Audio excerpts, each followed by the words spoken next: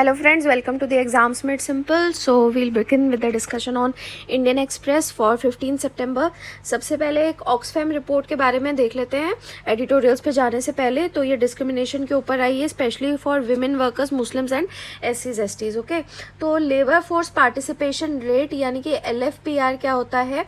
ये होता है proportion of working age population जो कि इंगेज कर रही है या तो लेबर मार्केट में वहाँ पे काम करके या फिर काम को ढूंढ रहे हैं. ओके, तो अब इन्होंने कहा है कि ये LFPR जो है, लेबर फोर्स पार्टिसिपेशन रेट, ये विमेन के लिए डिक्लाइन हो गया है. ये 42.7% था 2004-05 में, लेकिन अब ये 2021 में 25% हो गया है. और इससे पता चलता है कि जो विमेन है वो वर्कफोर्स से विड्रॉ कर रही हैं, हालांकि इकोनॉमिक ग्रोथ इस पीरियड में हुई है. ओके, और दूसरी चीज़ अब इन्होंने यहाँ पे बताया है कि 60% ऑफ ऑल मेल्स जिनकी एज 15 या उससे ज़्यादा थी, उनके पास में रेगुलर सैलरीड या सेल्फ एम्प्लॉयड जॉब्स थी. तो मेल्स के लिए जहाँ पे 60% थी, वहाँ पे फीमेल्स के लिए केवल 19% थी. ये 2019-20 की बात कर रहे हैं. उसी तरीके से जो सेल्फ एम्प्लॉयमेंट जो अर्बन एरियाज़ में था, तो वहाँ पे एवरेज अर्निंग अगर मेल्स की देखी जाए तो वो करीब 16,000 थी, जबकि आधे से भी कम थी विमेन के लिए, यानी 6,500 थी. तो ये था विमेन के बारे में डिस्क्रिमिनेशन. ये देखो, यहाँ से आपको और कुछ नहीं करना है, मेनली आपको फैक्ट्स नोट करना है LFPR के बारे में, और आपको ऑक्सफैम रिपोर्ट के बारे में इसमें आपको कहीं पे आप नोट कर लीजिए. जब आप आंसर्स लिखेंगे ना, इनइक्वालिटी बेस्ड आएगा, विमेन एम्पावरमेंट के ऊपर आएगा, और कोई भी मतलब इनफैक्ट विमेन के उस पर आता है स्टेटस पे या उनकी क्या कंडीशन है कंटेम्प्रेरी, तो आप उसमें ये चीज़ें डाल सकते हैं. ओके, अब उसी तरीके से SC/ST कम्युनिटीज़ का यदि देखें तो इनकी भी जो मेन इनकम रही थी वो अर्बन एरियाज़ में इनकी 15,000 थी करीब, जबकि जनरल कैटेगरी की यदि देखा जाए तो 20,000 करीब थी. ओके, और यहाँ पे फिर इन्होंने बताया कि डिस्क्रिमिनेशन जो है मुस्लिम्स के अगेंस्ट इन अर्बन एरियाज वो बड़ा है. तो 2004-05 में 59.3% था, whereas it went up to 68.3% in 2019-20. तो ये जो सारी फाइंडिंग्स है ये एक्चुअली में गवर्नमेंट डेटा पे ही बेस्ड है, जो कि एम्प्लॉयमेंट और लेबर का डेटा था 2004-05 से लेके 19-20 तक का. और इसको ये इंडिया डिस्क्रिमिनेशन रिपोर्ट के नाम से है, और ये ऑक्सफैम इंडिया जो NGO है उसने इसको कंपाइल किया है. और डेटा खासकर कहाँ से लिया गया? स्टैटिस्टिक्स और प्रोग्राम इम्प्लीमेंटेशन मिनिस्ट्री से लिया गया है. और इसके अलावा 61st round of national sample survey जो हुआ एम्प्लॉयमेंट अनएम्प्लॉयमेंट का 2004-05 का डेटा वहाँ से लिया गया है. देन पीरियोडिक जो लेबर फोर्स सर्वे हुआ 18-19 का और 19-20 का, और उसके अलावा all India debt and investment survey से ये डेटा इन्होंने लिया था. और इसमें इन्होंने बताया है कि विमेन के अगेंस्ट जो डिस्क्रिमिनेशन था खासकर वो इतना ज़्यादा था कि कोई फ़र्क नहीं पड़ता कि वो कौन से रिलीजन से हैं या कौन से कास्ट से, सब ग्रुप से हैं, या फिर रूरल से हैं कि अर्बन से हैं. वो मतलब बहुत ही ज़्यादा वास्ट डिस्क्रिमिनेशन था कि आप उसको डिफ्रेंशिएट भी नहीं कर सकते हो. और कोई भी विमेन हो, इनका कहना है कि सोशो इकोनॉमिक कंडीशन कुछ भी हो, उनकी लोकेशन कुछ भी हो, but they were highly discriminated.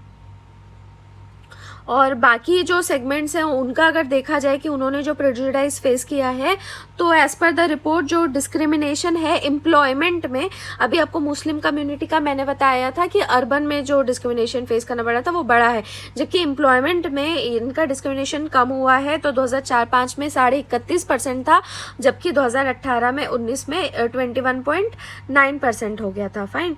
और SCs/STs का अगर देखा जाए तो ये 2004-05 में 69% था, और ये 34.6% तक घटा, लेकिन फिर 39.3% तक आ गया इन 2019-20.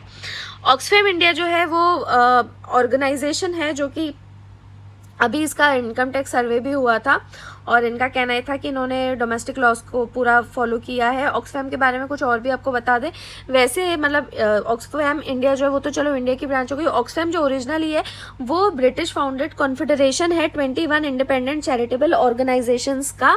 और इनका फोकस क्या है? ग्लोबल पॉवर्टी को एलिविएट करना. 1942 में फाउंड किया गया था बाय ऑक्सफैम इंटरनेशनल. फाइन, आगे आते हैं अब. एक्सप्लेन सेक्शन में आते हैं। तो सबसे पहले यहाँ पे है लाइंग इन स्टेट, ये टर्म आया है लाइंग इन स्टेट। तो इसका मतलब क्या होता है, ये न्यूज़ में क्यों था, क्योंकि क्वीन एलिजाबेथ टू का जो कॉफिन है वो वेस्टमिंस्टर हॉल अभी आया है और it would lie in state over there. तो लाइंग इन स्टेट जो है इस टर्म का यूज़ किया जाता है टू डिस्क्राइब कोई भी फॉर्मल या सोलम ओकेजन जहाँ पे जो डिसीज्ड पर्सन है उसके कॉफिन को पब्लिक में रखा जाता है, यानी on view at a primary government building में रखा जाता है ताकि पब्लिक वहाँ पे अपने उनको रिस्पेक्ट पे कर सके फ्यूनरल होने से पहले। और जैसे भी वहाँ के लोकल कस्टम्स होते हैं उसके अकॉर्डिंग बॉडी को कॉफिन के अंदर या फिर बाहर रखा जाता है। और सबसे पहले जैसे यूएस प्रेसिडेंट जो थे, अगर मतलब कभी पूछा जाए तो जिनको ये लाइन स्टेट किया गया था तो वो यूएस कैपिटल में अब्राहम लिंकन थे। और इंडियन प्रोटोकॉल क्या होता है कि यहाँ पे स्टेट फ्यूनरल्स होते हैं, जो भी डिपार्टेड डिग्नेटरीज होते हैं जैसे कि सिटिंग प्रेसिडेंट, प्राइम मिनिस्टर या फॉर्मर प्राइम मिनिस्टर, प्रेसिडेंट्स या गवर्नर्स। और उसके अलावा सेंटर भी के पास भी पावर है, वो अनाउंस कर सकते हैं किसी भी इंडिविजुअल को जो कि इस ऑनर के लिए फिट हो। और ये हमारे यहाँ पे कैसे इंडियन प्रोटोकॉल ये है कि स्टेट फ्यूनरल के पहले लाइंग इन स्टेट वाली चीज़ होती है। और उसमें ये भी मतलब प्रोटोकॉल्स हैं कि कुछ डेज ऑफ मोर्निंग रहेंगे और फिर फ्लैग को हाफ मास्ट पे फ्लाई किया जाता है और कोई भी ऑफिशियल एंटरटेनमेंट नहीं होता है। अब इसके इंस्ट्रक्शंस भी हैं कुछ, तो जनरल इंस्ट्रक्शंस ये हैं कि एक ओपन ग्राउंड में बॉडी को प्लेस करना चाहिए या फिर लार्ज वेरेंडा में ऑन अ रेज्ड माउंड और प्लेटफॉर्म। और जो मोनर्स वहाँ से जाते हैं तो उनका पाथ भी ब्रॉड होना चाहिए, 4-5 लोग वहाँ से वॉक कर सकें। और जो लाइंग इन स्टेट होता है वो it can be of as long duration as religious या फिर दूसरे कंसिडरेशंस परमिट करें। और यहाँ पे भी बताया कि जैसे महात्मा गांधी की डेथ के बाद में उनकी जो बॉडी थी उसको बिरला हाउस में लेन स्टेट किया गया था और इंदिरा गांधी की बॉडी को तीन मूर्ति भवन में और अटल बिहारी वाजपेयी की बॉडी को बीजेपी हेडक्वार्टर्स में इसी तरीके से लाइंग इन स्टेट में ले आए थे। Okay, next is what health accounts show. तो गवर्नमेंट की जो स्पेंडिंग है हेल्थ की उसके बारे में और जो आउट ऑफ पॉकेट एक्सपेंडिचर होता है उसके बारे में यहाँ पे है। तो इन्होंने सबसे पहले ये चीज़ बोली है कि गवर्नमेंट की स्पेंडिंग यदि देखें हेल्थ पे as a proportion of the total health expenditure, तो वो टोटल हेल्थ एक्सपेंडिचर जो है उसमें से गवर्नमेंट स्पेंडिंग जो है वो पिछले कुछ सालों में बढ़ रही है, लेकिन जो ओवरऑल एक्सपेंडिचर है गवर्नमेंट का वो कायदे से डिक्लाइन हुआ है। तो आप यहाँ पे फिगर्स भी देख सकते हैं। ओके, तो टोटल हेल्थ परसेंटेज यदि आप देखो इसमें तो 3.2% रहा है अभी total health expenditure as percentage of GDP. ठीक है, तो जीडीपी के परसेंटेज के हिसाब से देखें तो टोटल हेल्थ एक्सपेंडिचर 3.2% है, जबकि जो गवर्नमेंट का हेल्थ एक्सपेंडिचर है वो देखो 1.35 से 1.28 आ गया है as percentage of GDP. Okay, और अब जो नेशनल हेल्थ अकाउंट्स एस्टिमेट्स हैं 2018-19 के, उनके अकॉर्डिंग गवर्नमेंट स्पेंडिंग जो है as a percentage of total health expenditure तो वो 11 परसेंटेज पॉइंट्स से भी ज़्यादा बढ़ गई है पिछले 5 सालों में। तो 2013-14 में ये 23.2% थी, जबकि 2018-19 में ये 34.5% हो गई है। ओके, और नेशनल हेल्थ अकाउंट्स के जो एस्टिमेट्स हैं वो पुराना जो कंट्री का टोटल एक्सपेंडिचर है हेल्थ केयर पे वो डिस्क्राइब करते हैं, भले वो किस गवर्नमेंट ने किया हो या प्राइवेट सेक्टर ने किया हो, तो टोटल एक्सपेंडिचर क्या हुआ है। तो कौन कौन कर सकता है, गवर्नमेंट कर सकती है, प्राइवेट सेक्टर कर सकता है, खुद इंडिविजुअल अपने हेल्थ के लिए स्पेंड कर रहे हैं या फिर एनजीओज कर रहे हैं। ठीक है, और एनएचए एस्टिमेट जो है ये पूरे फंड्स का फ्लो भी अपने पास में रखते हैं। अब जो रिपोर्ट आई है इसकी मेन फाइंडिंग्स क्या है, तो जो 2018-19 की रिपोर्ट है उसके अकॉर्डिंग आपको बताया कि गवर्नमेंट स्पेंडिंग जो है as proportion of country's GDP, तो जीडीपी का जो प्रपोर्शन में अगर देखा जाए ग्रॉस डोमेस्टिक के प्रपोर्शन में, तो गवर्नमेंट स्पेंडिंग कम हुई है 1.35% से कम होकर मैंने अभी आपको बताया 1.28% आ गई है ना। और जो टोटल हेल्थ स्पेंडिंग है जिसमें दोनों गवर्नमेंट और नॉन गवर्नमेंट एजेंट्स का देखा जाए तो वो भी घट गई है। 3.9% ऑफ जीडीपी थी तो वो कम होकर 3.2% हो गई है in the last 5 years up to 2018 to 19।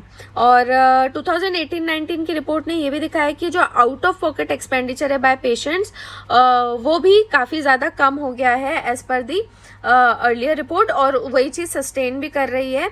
और जो हेल्थ केयर सर्विसेज हैं कंट्री में वो ज़्यादातर वैसे प्राइवेट प्लेयर्स द्वारा प्रोवाइड कराई जाती हैं, और इसका एक जो सबसे ज़्यादा इम्पॉर्टेंट अकाउंट होता है वो होता है आउट ऑफ पॉकेट स्पेंडिंग को कैलकुलेट करना। तो आउट ऑफ पॉकेट एक्सपेंडिचर यदि कम हुआ है तो ये चीज़ अच्छी है, और लेकिन फिर भी अगर देखा जाए तो बाकी रीजन्स के कंपैरिजन में इंडिया में अभी भी आउट ऑफ पॉकेट एक्सपेंडिचर बहुत ज़्यादा है।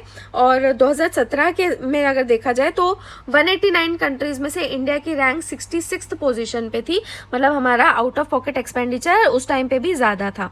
और ये चीज़ जो है ये as per the data from global health expenditure database है, फाइन। और despite the drop in India however out of pocket expenditure जो 2018-19 के लिए था वो 2.87 लाख करोड़ था, which was equivalent to 1.52% of GDP. तो आउट ऑफ पॉकेट एक्सपेंडिचर हमारा कम हुआ है, लेकिन फिर भी आउट ऑफ पॉकेट अगर देखा जाए as a percentage of GDP तो वो 1.52% रहा है। और जबकि अभी आपको गवर्नमेंट का बताया कि गवर्नमेंट ने as a percentage of GDP वो 1.28% किया, यानी आउट ऑफ पॉकेट एक्सपेंडिचर जो था वो गवर्नमेंट हेल्थ एक्सपेंडिचर से ज़्यादा था, है ना। और जबकि गवर्नमेंट की इतनी हेल्थ स्कीम्स आती हैं और हॉस्पिटल्स खुलते हैं और फिर वो इतना हेल्थ केयर पे स्पेंड करते हैं, फिर भी आउट ऑफ पॉकेट एक्सपेंडिचर ज़्यादा था।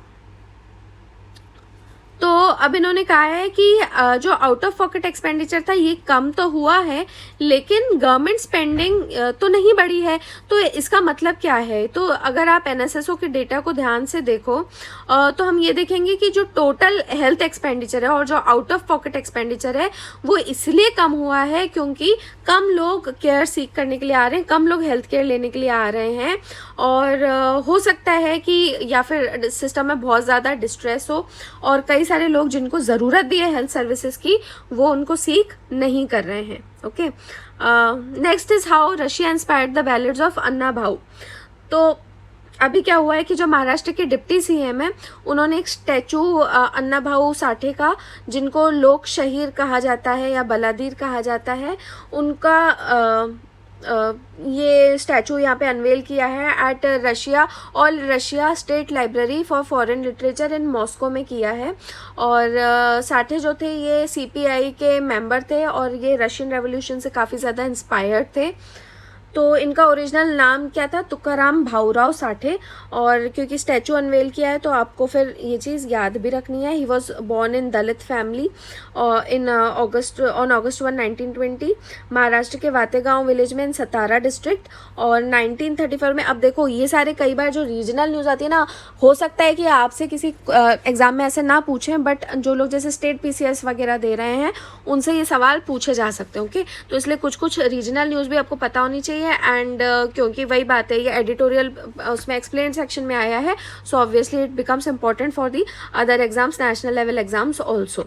और इनके बारे में कुछ और चीज़ें देख लेते हैं कि 1934 में इन्होंने वर्कर्स स्ट्राइक हुई थी मुंबई में लाल बावता मिल्क वर्कर्स यूनियन के अंडर, और उसमें इन्होंने पार्टिसिपेट किया था। और बाद में फिर इन्होंने मातुंगा लेबर कैंप के दौरान ये आरबी मोरे से भी मिले थे, जो कि जो BR अम्बेडकर के एसोसिएट थे। और ये कब मिले थे, यानी इसमें भी शामिल थे। It was during the famous चवदार लेक सत्याग्रह एट महद। तो आपको ये नाम भी याद रखना है, चवदार लेक सत्याग्रह। और ये किस चीज़ से रिलेटेड था ये आप मुझे कमेंट सेक्शन में बता सकते हैं। Okay, so anybody from Maharashtra who would like to share some insights on this can share it. Okay, and फिर उन्होंने लेबर स्टडी सर्कल भी ज्वाइन किया था। तो उनको दलित होने की वजह से विलेज में स्कूलिंग डिनाई की गई थी, तो फिर वो इन स्टडी सर्कल से ही पढ़ते थे। उसके बाद में फिर ये राइटिंग में आए तो उन्होंने अपनी पहली पोएम जो लिखी थी वो मॉस्किटोज के मेनेस पे लिखी थी लेबर कैंप में। फिर इन्होंने एक दलित युवक संघ बनाया था जो कि एक कल्चरल ग्रुप था, और फिर इन्होंने वर्कर्स के प्रोटेस्ट पे भी पोएम्स लिखी थी।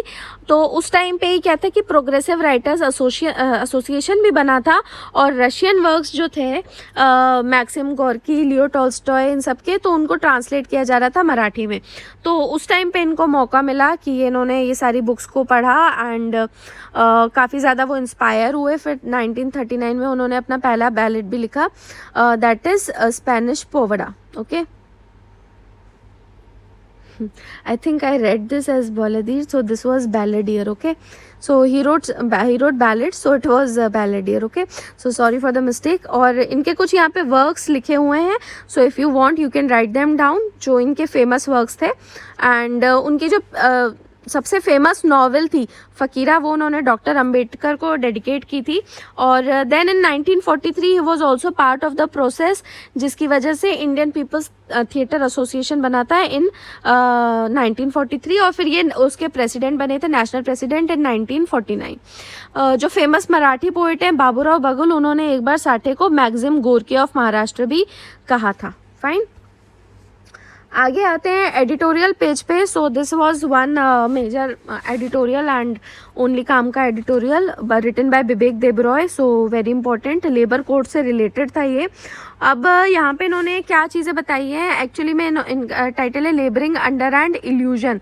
सो why the codes were formed, और कैसे मतलब क्यों ज़रूरी थे, और अभी क्या चीज़ उसमें लैक कर रही है, वो यहाँ पे इन्होंने डिस्कस किया है। फाइन, तो आप लेबर कोड्स भले जानते होंगे, लेकिन ये पॉइंट ऑफ व्यू भी बहुत ज़रूरी है।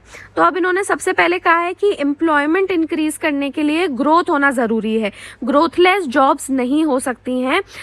लेकिन यहाँ पे क्या हुआ है कि ग्रोथ के अकॉर्डिंग एम्प्लॉयमेंट नहीं बढ़ी है, that means the employment elasticity of growth has declined. इसका मतलब क्या होता है एम्प्लॉयमेंट इलास्टिसिटी ऑफ ग्रोथ, यानी कि the percentage of employment as compare to the percentage of growth. Fine, तो इन्होंने कहा है कि जो 20 साल पहले या 2 दशक पहले जो एम्प्लॉयमेंट इलास्टिसिटी थी वो अभी केवल आधी हो गई है, लेकिन इसको आप पूरी तरीके से जॉबलेस ग्रोथ भी नहीं कह सकते हो।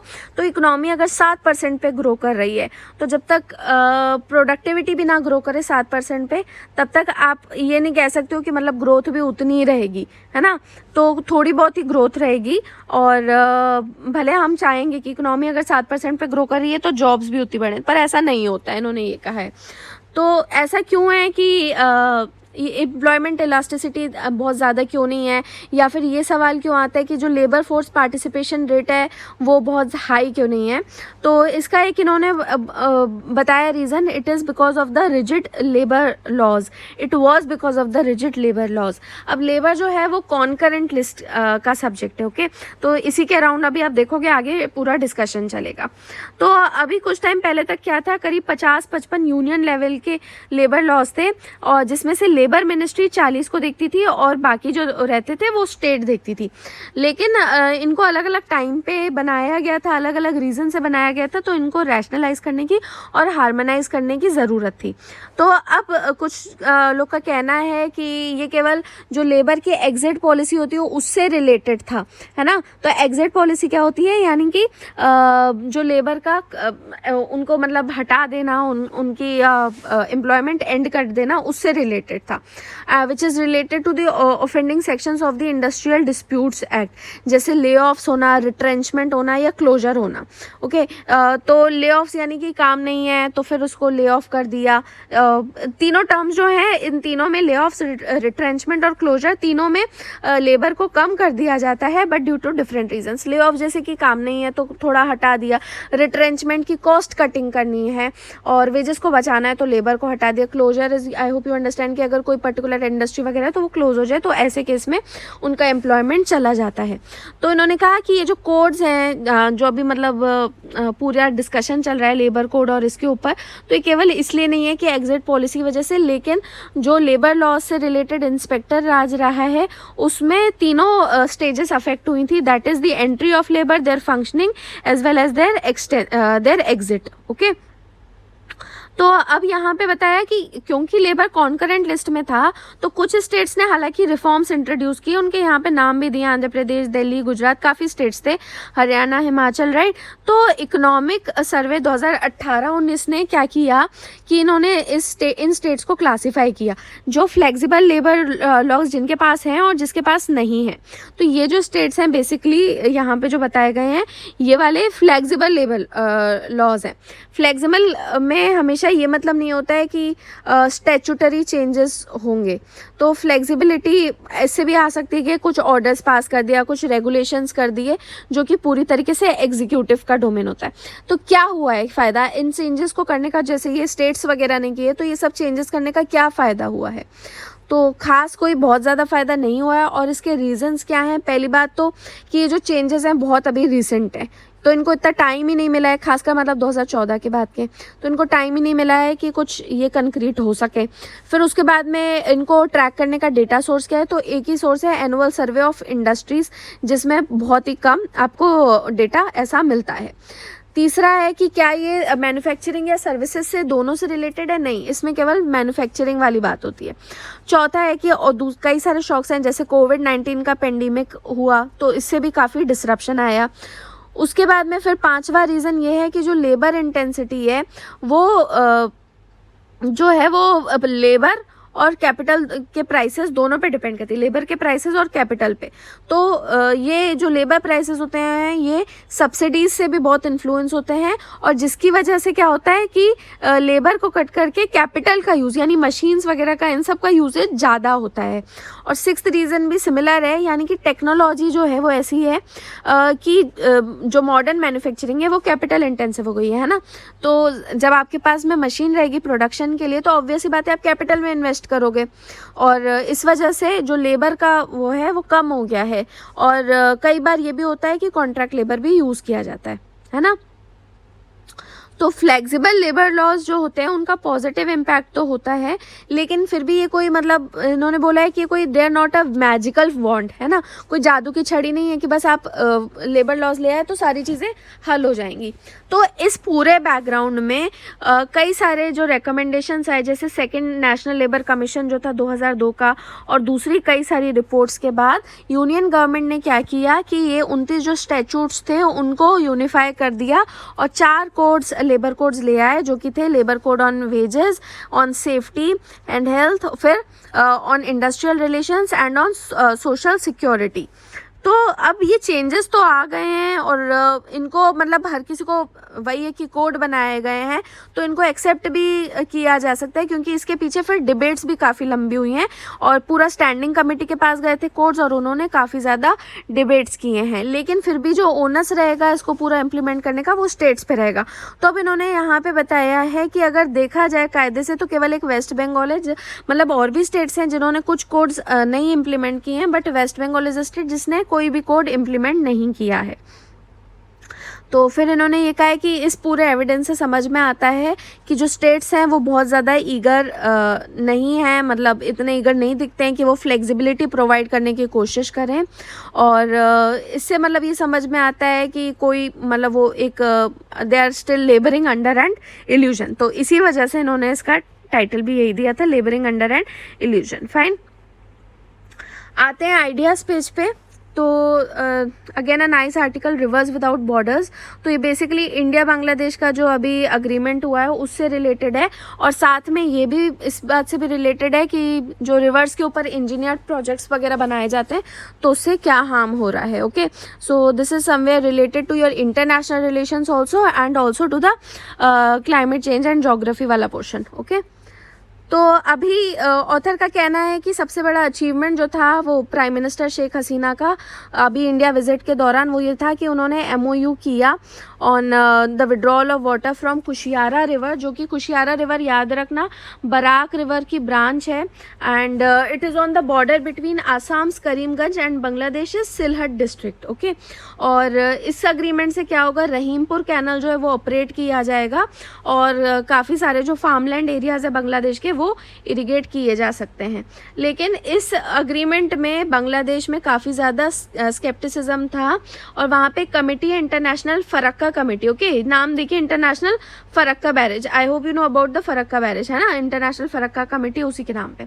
तो ये एक नॉन गवर्नमेंटल बॉडी है जिसमें नेटिव और ओवरसीज बांग्लादेशीज हैं। तो इन्होंने ये स्टेटमेंट इशू कर दिया था कि ये जो वाटर शेयरिंग अग्रीमेंट हुआ है कुशियारा का, ये तो प्रायोरिटी थी नहीं बांग्लादेश की, और आप एक तरीके से अटेंशन डाइवर्ट कर रहे हो जो मतलब ज़्यादा अर्जेंट और मेजर इशू था कि वाटर शेयरिंग रिवर तीस्ता की जाए, तो आप उसकी जगह पे कुशियारा की करके आए हो। तो वो लोग ये कह रहे हैं। ओके, और IFC का नाम के बारे में अब इन्होंने बताया है कि उसके नाम में समझ में आता है, इट इज़ टेस्टिमनी की जो लॉन्ग हिस्ट्री रही है वाटर डिस्प्यूट्स की, जिसका असर पूरा पड़ा है कंट्री बांग्लादेश और इंडिया के रिलेशंस पे भी। ये जो फरक्का डिस्प्यूट है वो बांग्लादेश के फाउंड होने से भी पहले की है ना, और इसको कमीशन तो किया गया था 1975 में क्रॉस रिवर गंगा, लेकिन इसकी जो प्लानिंग थी वो पार्टीशन के जस्ट बाद शुरू हो गई थी, और इसका कंस्ट्रक्शन 1962 में हुआ था। और उसी टाइम पे इसका एडवर्स इफेक्ट क्या पड़ेगा ईस्टर्न पाकिस्तान, उस टाइम पे तो बांग्लादेश ईस्टर्न पाकिस्तान था ना, तो ये पहले से ही एक कंटेंशियस इशू बन गया था इंडिया और पाकिस्तान के बीच में। जो ये इंटरनेशनल फरक्का कमेटी है, इसका नाम इसके नाम से एक और चीज़ जुड़ी है। मई 1975 में ही जब ये कमीशन हुआ था तो उस टाइम पे एक मार्च हुई थी बाय रेड मौलाना, जिनको कहते हैं दैट इज़ अब्दुल हमीद खान भशानी, और इन्होंने मतलब फरक्का बैरेज तक की वॉक की थी। और उनका गोल क्या था, जो डेजर्टिफिकेशन हो जाएगा इस फरक्का बैरेज के चलते बांग्लादेश में काफ़ी सारे बड़े एरिया में डेजर्टिफिकेशन हो जाता, ये उनका अप्रीहेंशन था। तो इसकी वजह से उन्होंने मार्च करी थी और इसकी तरफ वो ध्यान खिंचा रहे थे, और दिस वाज बिकॉज कि जो फरक्का बैरेज बनती तो उससे फ्लो ऑफ वाटर कम हो जाता, जिससे डिजर्टिफिकेशन हो जाता बांग्लादेश में। अब यदि रिलेशंस की बात करें तो देखो अब इसका असर जो है वो वहाँ की पॉलिटिक्स पे भी पड़ेगा। वाई? बिकॉज PM हसीना की एक इमेज बनी हुई है that she has a pro India instance, वो थोड़ा इंडिया के फेवर में मतलब उनका स्टेंस है। तो अगर वो तीस्ता पे जैसे अग्रीमेंट नहीं करके गई हैं तो फिर वहाँ पे वही उनके ऊपर पॉलिटिकल अटैक होंगे, and then again there are general elections this year, तो उसके रिजल्ट पे भी असर पड़ सकता है। तो अब इसका इन्होंने रीज़न भी बताया कि क्यों मतलब तीस्ता में क्यों इम्पासे क्रिएट हो गया और क्यों उसके ऊपर कोई चीज़ सॉल्व नहीं हो पा रही है। तो again then there is Bengal, I think Bengal को काफ़ी टारगेट किया जा रहा है। तो तीस्ता जो नदी है it originates in Himalayan mountains, और वो सिक्किम और वेस्ट बंगाल से होते हुए फिर बांग्लादेश में एंटर करती है। तो अब 2011 में एक ऐसा टाइम आया था कि अग्रीमेंट होने वाला था तीस्ता वाटर्स पे, लेकिन उस टाइम पे क्या हुआ था कि जो वेस्ट बंगाल CM ममता बनर्जी उन्होंने उस टाइम पे वो इंडियन डेलीगेशन से हट गई थी, और उन्होंने तब से मतलब अपनी पोजीशन वो बनाई हुई है कि तीस्ता जो है it is the lifeline of north Bengal, और तीस्ता का पानी नहीं शेयर किया जा सकता है। दूसरी जो नदियाँ हैं जिनका पानी शेयर किया जा सकता है वो हम करेंगे, तीस्ता का नहीं कर सकते। फाइन। तो अब एक चीज़, एक ऑथर है थर्ड पोल के दैट इज़ जयंता बसु, तो उन्होंने नोट किया है कि जो वाटर फ्लो है तीस्ता का वो डिक्रीज हो रहा है। अब देखो ये तो अभी तक हमने जो बात करी थी वो इंटरनेशनल रिलेशन से रिलेटेड की थी, है ना, पॉलिटी और इस फैक्टर से की थी। अब देखो अब आपको दूसरा फैक्टर मिलेगा ज्योग्राफी रिलेटेड। तो अब इन्होंने कहा है कि जो वाटर फ्लो है तीस्ता का वो कम हो रहा है, और जबकि जो डिमांड है पानी की नॉर्थ बंगाल में पैडी कल्टिवेशन के लिए, टी प्लांटेशंस के लिए और ड्रिंकिंग वाटर के लिए वो कंटिन्यूसली बढ़ रही है। और साइंटिफिक स्टडीज़ भी जो है वो ये दिखा रही हैं कि जो हिमालयन ग्लेशियर्स हैं वो रिट्रीट कर रहे हैं जहाँ से तीस्ता में पानी आता था, और जिसकी वजह से वाटर फ्लो कम हो रहा है। और उसके अलावा तीस्ता जो है वो अभी बहुत ही ज़्यादा हैवीली डैम्ड रिवर है ना, वहाँ पे काफ़ी ज़्यादा डैम्स बने हुए हैं, और कई हाइड्रो पावर डैम्स जो बने हैं अपर कैचमेंट एरिया में वो सिक्किम में ही बने हुए हैं, in the mountainous terrain of Sikkim. अब ये जो डैम्स हैं ये भी मतलब ऐसे नहीं है कि जो पानी होल्ड करें, they are run of the river plants, तो ये पानी रोकते नहीं हैं, ये उसी के दौरान मतलब रिवर नदी चलती रहती है, उसी से पावर जनरेट करते हैं।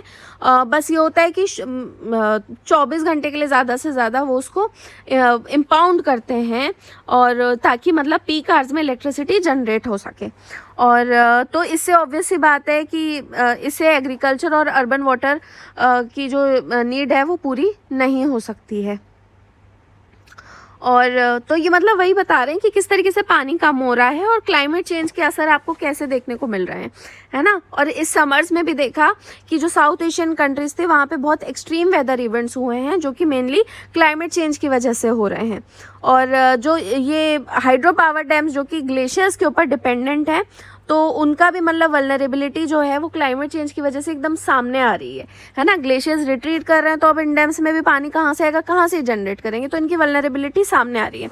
अब इन्होंने यहाँ पे एक बहुत अच्छी चीज़ बताई है, दैट इज़ जो लेट रामास्वामी आर अय्यर थे, ये एक विजनरी थिंकर थे ऑन वाटर इशूज़। ये आप चाहें तो उसको नोट डाउन कर सकते हैं, about late Ramaswamy R Iyer. So he observe that water disputes rarely come up, ये लाइन बहुत अच्छी है, rarely come up when a river is free flowing, they occur only when river engineering projects enter the picture। तो जब तक नदी बिल्कुल freely flow कर रही है तब तक कोई डिस्प्यूट नहीं होता है, लेकिन जहाँ वहाँ पे इंजीनियरिंग प्रोजेक्ट्स आने लगते हैं और वहाँ से पानी को हार्नेस किया जाता है एज अ मतलब water resource, hydro power generate करने के लिए, तो उस टाइम पे सारे इश्यूज निकल के आते हैं। उस टाइम पे बाकी सारे जो इश्यूज होते हैं, जैसे वाटर बॉडीज का प्रोटेक्शन, एक्विफर्स का प्रोटेक्शन, वेटलैंड का प्रिजर्वेशन, रिवर बेसिन्स का ड्रेनेज, वाटर हार्वेस्टिंग, ये सारे जो होते हैं इश्यूज ये कम हो जाते हैं, है ना। उस टाइम पे बस एनर्जी, पावर, यही मेन इशू रह जाता है जिसके ऊपर डिस्प्यूट होता है। तो लास्ट में इन्होंने कहा है कि अब जो है वो टाइम आ गया है कि हम है ना ऐसी इंजीनियरिंग पे थोड़ा सा मोरेटोरियम यानी थोड़ा लगाम लगाएं, जो कि अब दुनिया की आखिरी कुछ फ्री फ्लोइंग रिवर्स बची हैं, और जो खासकर अभी साउथ एशिया वाले पार्ट में आती हैं, और यहाँ पे अब क्लाइमेट चेंज का असर वैसे भी हो रहा है, और इसलिए अब हमको फिर से सोचने की ज़रूरत है about the framework of regional cooperation on water related matters, है ना। तो डिस्प्यूट से हट के हमको अब कोऑपरेशन के बारे में सोचने की ज़रूरत है। तो यही था इस आज के न्यूज़ एनालिसिस से। आई होप आपको अच्छा लगा होगा, तो प्लीज़ लाइक और शेयर ज़रूर करें, and you can comment also. आप वैसे भी कई लोग तो काफ़ी ज़्यादा ही कमेंट कर रहे हैं, but anyways you have the right, you can comment. So thanks for watching, have a nice day.